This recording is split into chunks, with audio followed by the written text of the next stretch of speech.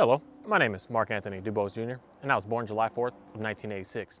Now I want to read something up front in the book of Proverbs. My son, do not forget my teachings, but keep my commands in your heart, for they will prolong your life many years and bring you peace and prosperity. Let love and faithfulness never leave you. Bind them around your neck, write them on a tablet of your heart. You will win favor with a good name in the sight of God and men. Trust in the Lord with all your heart, and lean not on your own understanding. In all your ways submit to him, and he will make your path straight. Do not be wise in your own eyes. Fear the Lord, and shun evil. This will bring you health to your body and nourishment to your bones. Honor the Lord with your wealth, with the first fruits of all your crops. Then your barns will be filled to overflowing, and your vats will brim over the new wine. My son, do not despise the Lord's discipline, and do not resent his rebuke, because the Lord disciplines those he loves. As a father, the son he delights in. Blessed are those who find wisdom, those who gain understanding, for she is more profitable than silver and yields better returns than gold. She is more precious than rubies. Nothing you desire can compare with her. Long life is in her right hand, and in her left hand are riches and honor. Her ways are pleasant ways, and her paths are peace. She is the tree of life to those who take hold of her. Those who hold her fast will be blessed. By wisdom, the Lord laid the earth's foundations. By understanding, he set the heavens in place. By his knowledge, the watery depths were divided, and the clouds let drop the dew. My son, do not let wisdom and understanding out of your sight. Perverse sound, judgment, and discretion. They will be life for you, an ornament to grace your neck. Then you will go on your way in safety, and your foot will not stumble. When you lie down, you will not be afraid. When you lie down, your sleep will be sweet. Have no fear of sudden disaster or the ruin that overtakes the wicked, for the Lord will be at your side and will keep your foot from being snared. Do not withhold good from those whom it is due. When it is your power to act, do not say to your neighbor, come back tomorrow and I will give it to you, when you already have it with you. Do not plot harm against your neighbor who lives trustfully near you, and do not accuse anyone for no reason when they have done you no harm. Do not envy the violent or choose any of their ways, for the Lord detests the perverse, but takes the upright into his confidence. The Lord's curse is on the house of the wicked, but he blesses the home of the righteous. He mocks proud mockers, but shows favor to the humble and oppressed. The wise inherit honor, but the fools get only shame. That's Proverbs number 3. Something that is very, very interesting, very good. I want to hold my Bible today. Something that just it gives you a lot of information about what it is to expect from God, and what it is that God is doing for us, and what he's going to do for us, and what it is that he's all about with us. Because a lot of times you may thinking that, correction and direction is something that is gone away from our society today. It's gone away from thinking that that's the wrong thing to do. And when it's really gotten to even to the dog training world, where someone would say, putting the leash on that I use and giving a dog a correction, like you shouldn't need to do that. Yeah, you shouldn't need to, but there's a matter of making sure that we're teaching. And then when we're teaching and we finally do understand, there has to come a time that we're gonna have to put some disciplinary action in here if you're still not moving forward with what it is that we're looking for. And in reality, it's a way to be able to fast track what it is that we have going on. That if you keep doing something wrong, you keep doing it wrong, you keep doing it wrong. You keep doing it wrong and you keep getting praised for it, you keep getting praised for it, and you keep getting praised for it. You can keep on doing that for eternity. As opposed to doing it a few times and then someone come in and say, no, that's not right. We need you to do it like this instead. You can get out of things like really fast. And it's something that in reality you would want God to be able to do for you in your life, as opposed to allowing you to just think that everything is okay and think that things are just all right. That's something that I just know very, very well with working with some dang on dogs, that I work with dogs, that if I just keep throwing treats and keep throwing treats and keep throwing treats, they never ever get the real understanding of what it is that we're looking for. Yes, to do some tricks and to do some fancy things, I get you. But to understand, to do something that all 4 of these dogs are doing right here, right now, I'm not even telling this dog. He's on his freedom to do what he do. But there's one thing that I do know. When everyone else is doing something, he's kind of like, I kind of want to join in on that. That's why it's so easy for me to work with any dog when I bring it here, because these ones are already on point with knowing what to do. They already have had the direction. They've already had the training. They've already had it all. So they know how to be able to teach the next person how to be able to do that. And it's such a fast track way of being able to do some things, instead of just throwing the treat and throwing the treat and throwing the treat and throwing the treat and just not getting anywhere with anything that you want. And that was a big heavy round that someone's shooting over there. But it's something that it's okay, Shadow.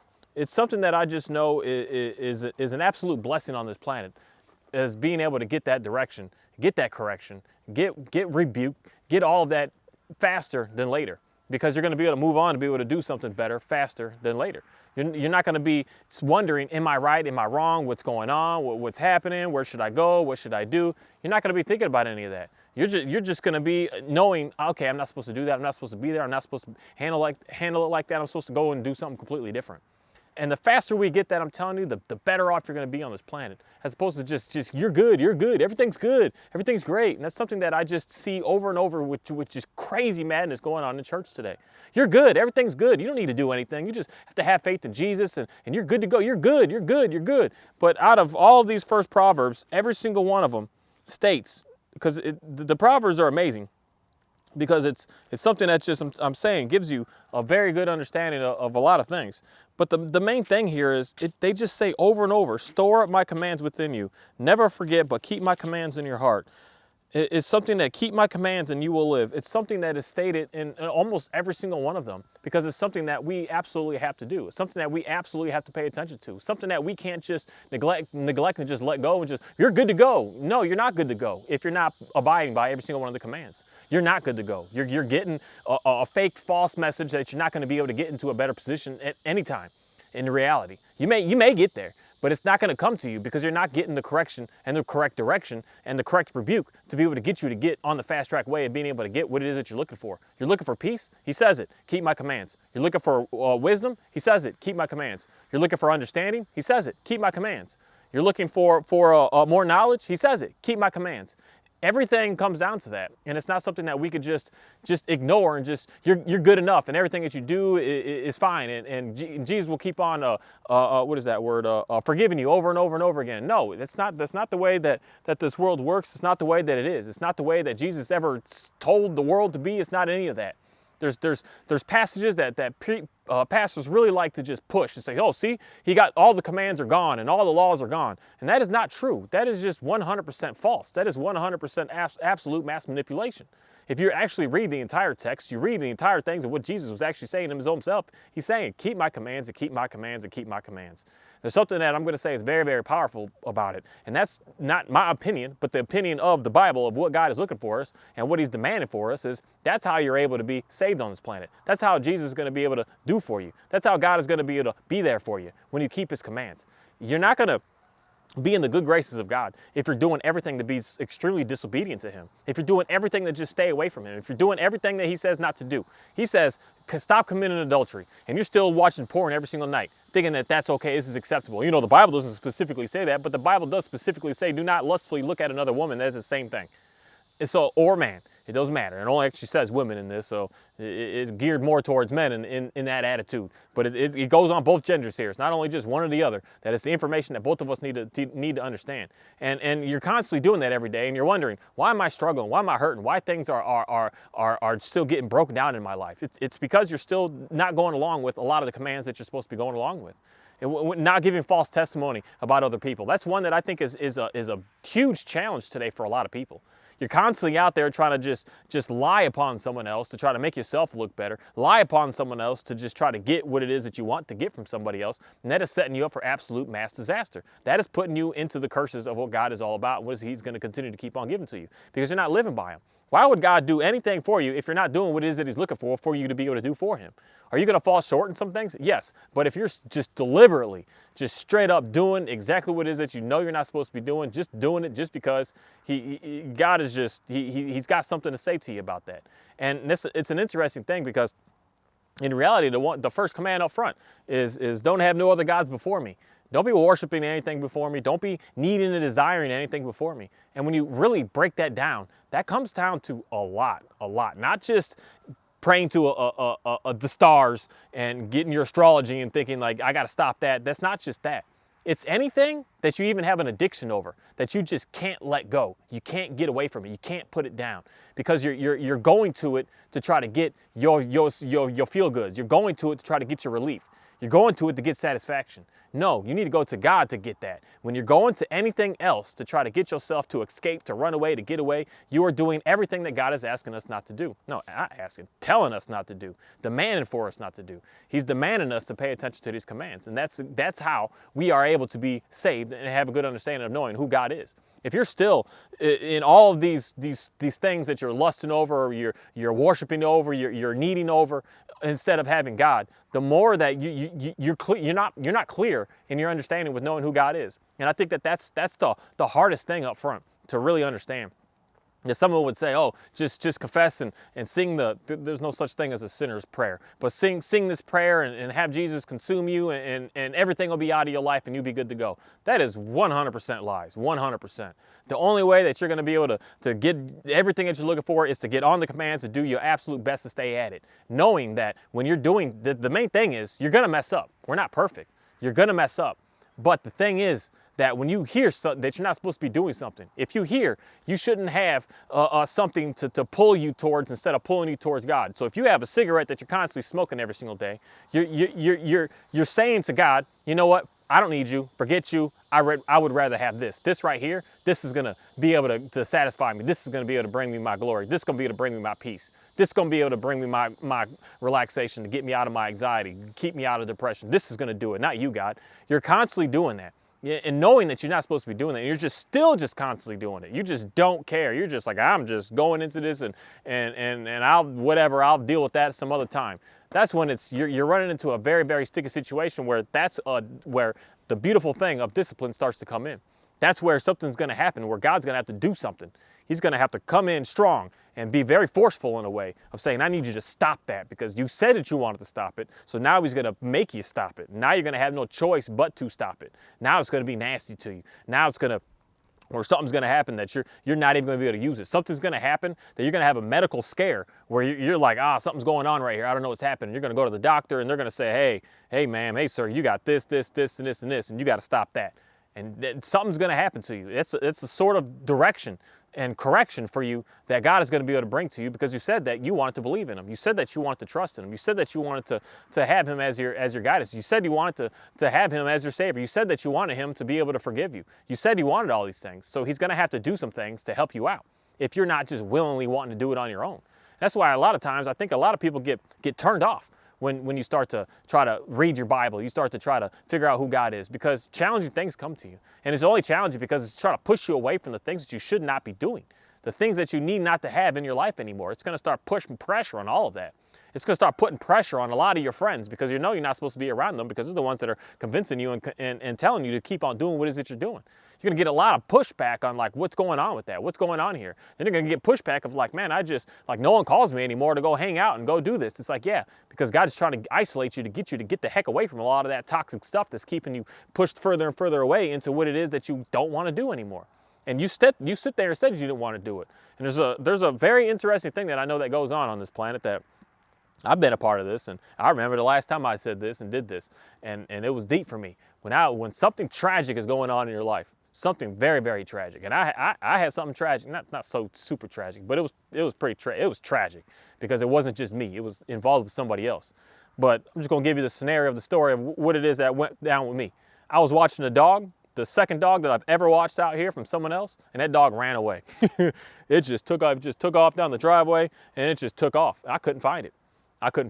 I was driving down the street days trying to find this dog. Every day, every morning, every evening, every afternoon I was finding it. I already let the owner know like 10 minutes after she was gone, like I lost your dog, like your dog's not here. It was pretty tragic. And I made that prayer on that first night of driving down that, looking around. And I said, God, if you bring me this dog back, I'll stop smoking. I'll let it go. I know many of us have done such a thing like that. When you said, hey, if I get this, I'll stop that. If I get this, I'll change this. If I get this, I'm telling you, I'm not going to go over there no more. And then it's almost like it's a beautiful thing because a lot of times we want it on our timeline. And in reality, what happened? That dog showed back up. I was just looking at the things on the shelter and I was like, bam, there she is. And I went to go pick her up. And when I went to go pick her up and I put the leash on her and I put her in my van, First thought that came to my mind was, hey, buddy, you got to stop smoking. You got to stop smoking.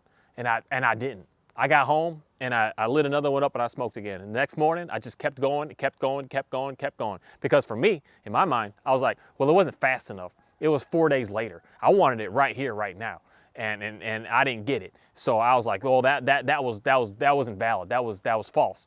And it's something like that that's always going to keep on happening to us. And then when I would just continue to keep smoking, that's when the exact time that I started getting pains here, I started getting pains here, I started getting pains right here. I just started getting pains in my body. And I was going to the doctor like crazy, getting all kinds of tests, getting all kinds of everything, doing everything possible to figure out what's going on here.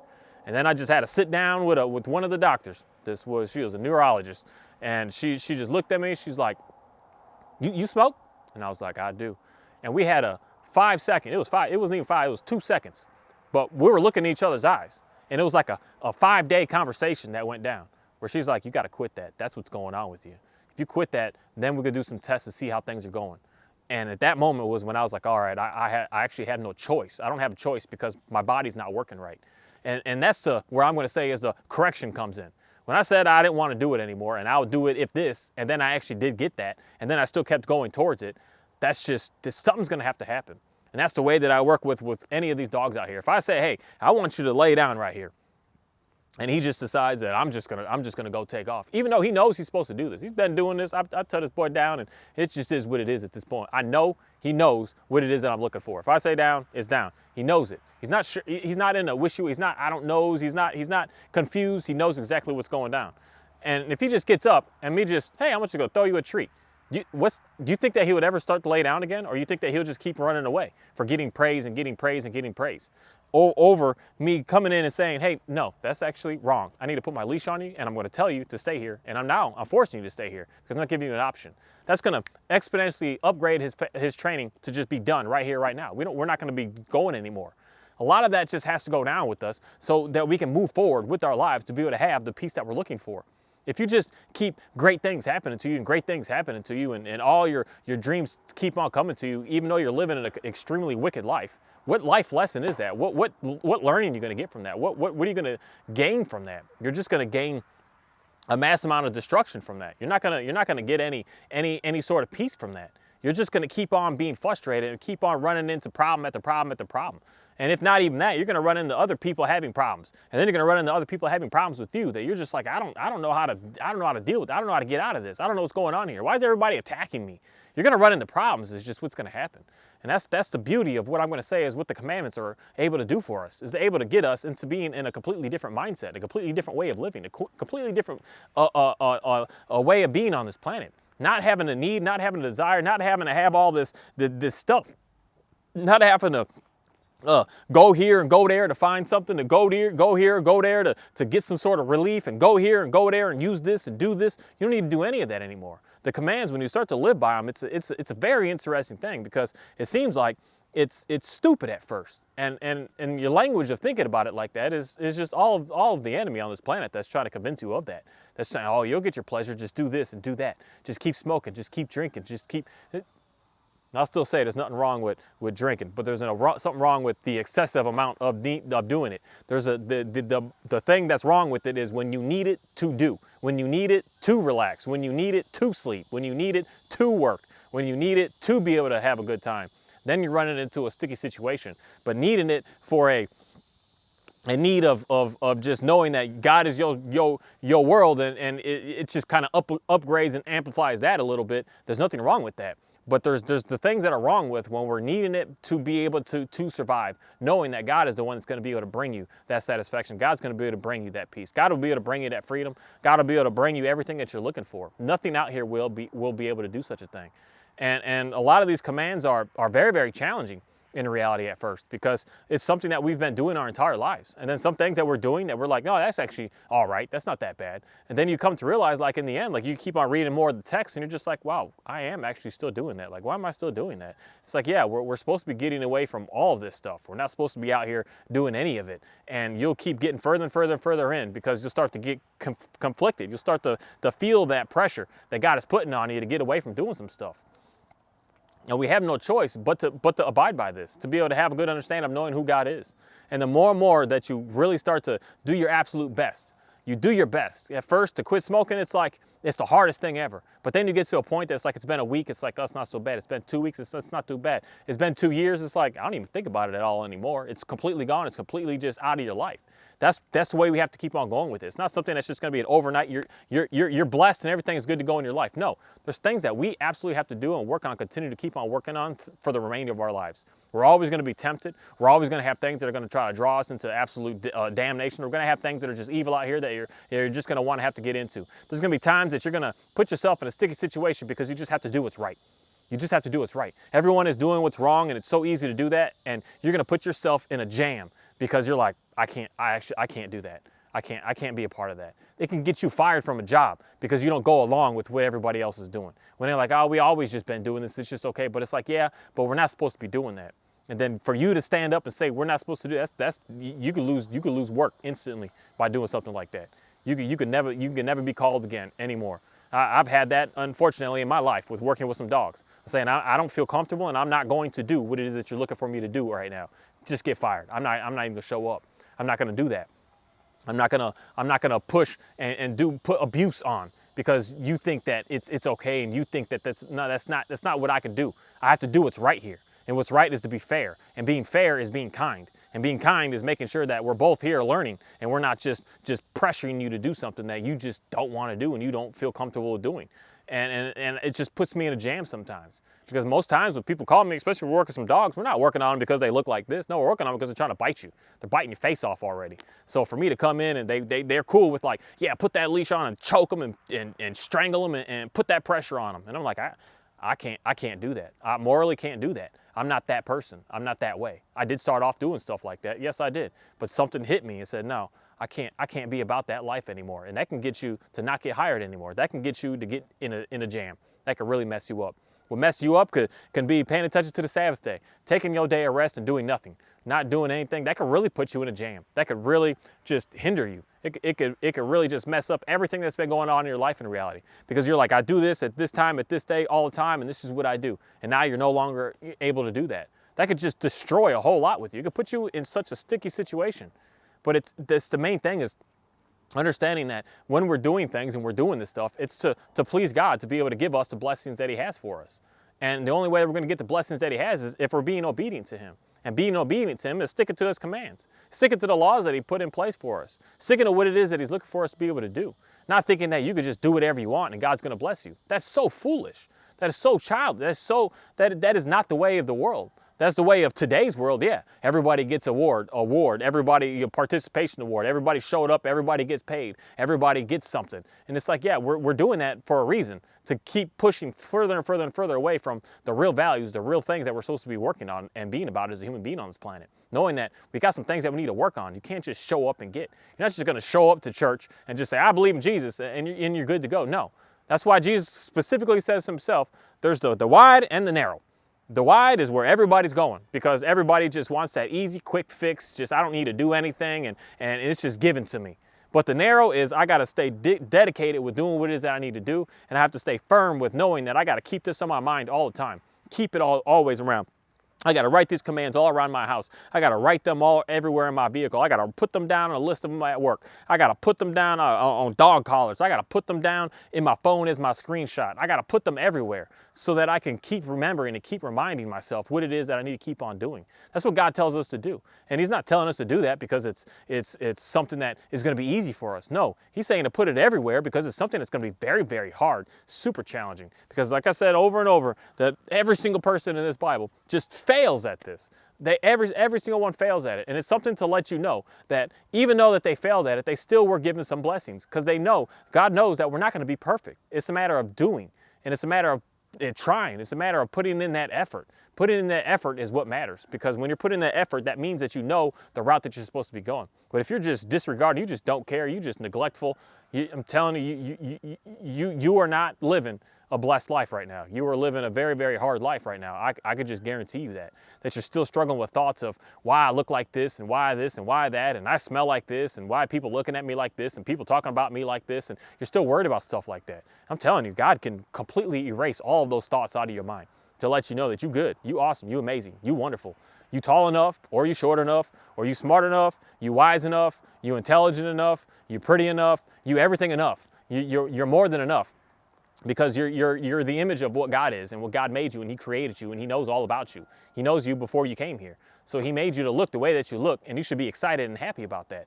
Not like, oh, that person looks better than me, or that person looks better than me, and that person is thinner than me, and no, that person is that person. You are you. You have to be you. You have to understand who you are. You have to be able to feel comfortable and be cool with your own self.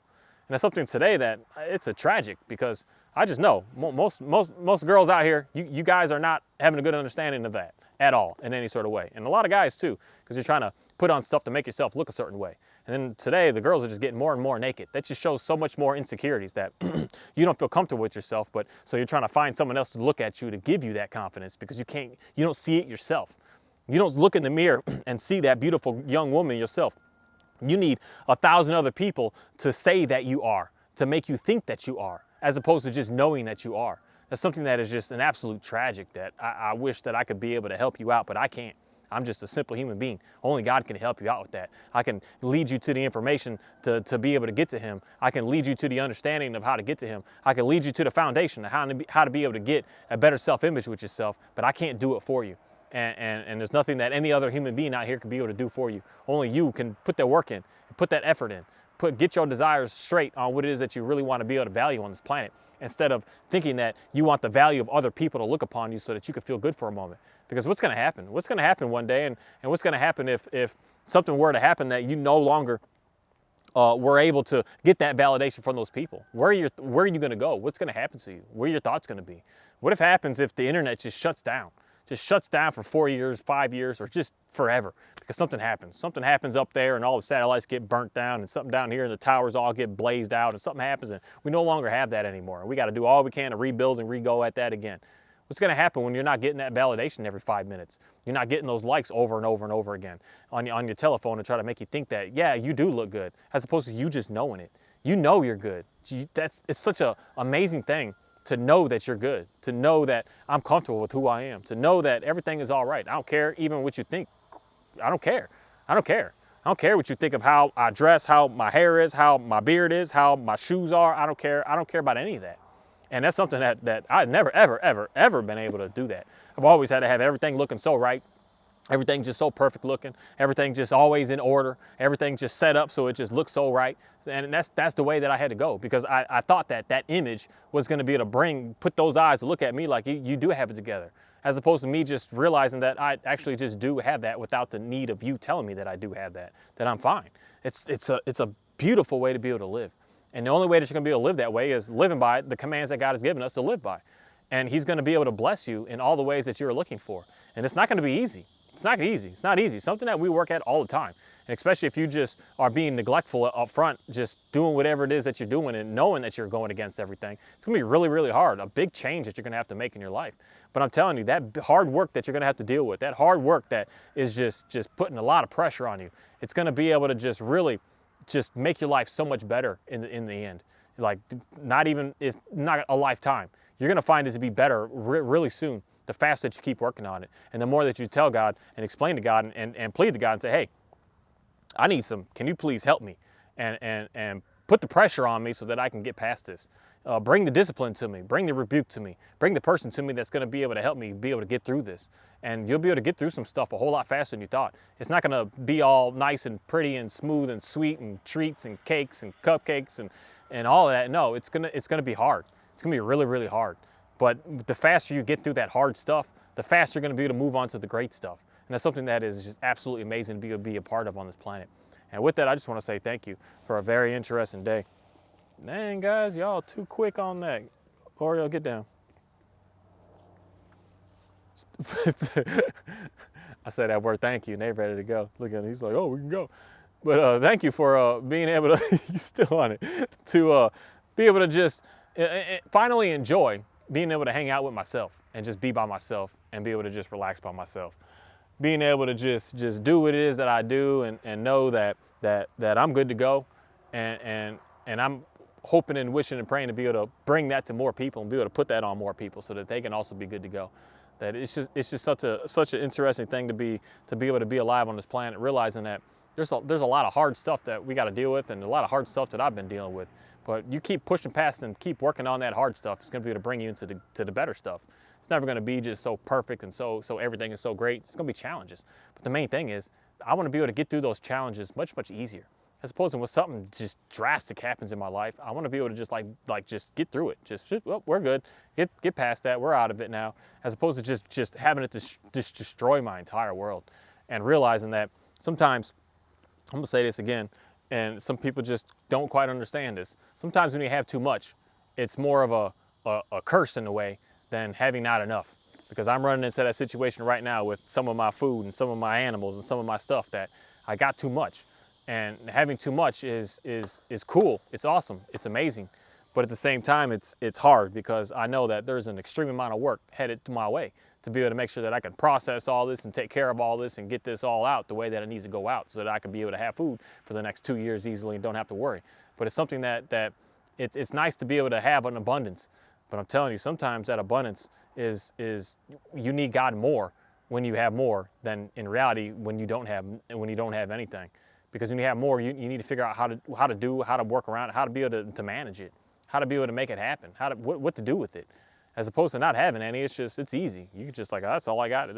That's it.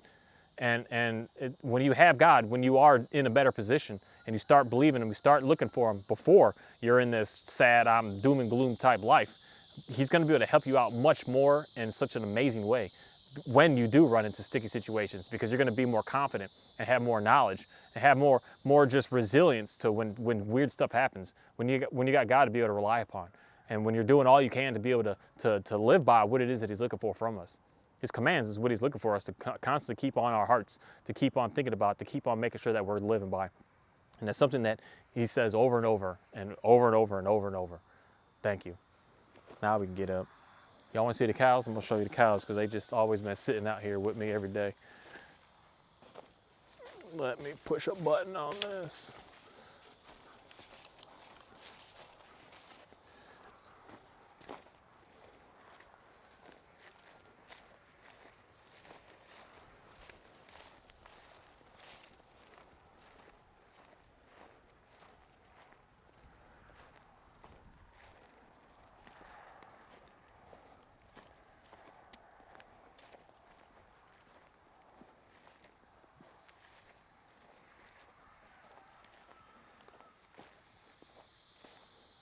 Hey guys.